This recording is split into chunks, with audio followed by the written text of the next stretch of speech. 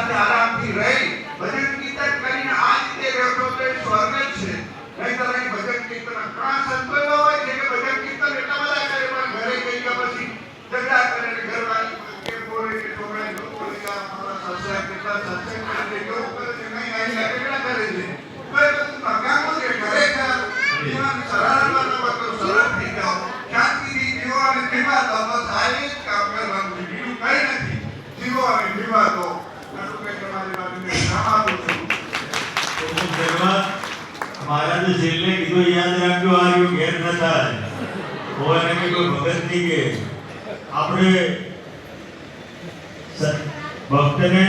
ભક્તને સંસારીને કેટલો ફરક હોય એ વાત કરી.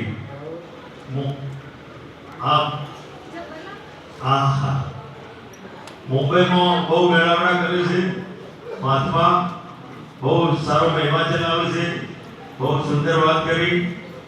ટૂંકમાં હવે સ્નેહી મહારાજનું મંડળ વધાર્યું છે તો એક મહાપુરુષ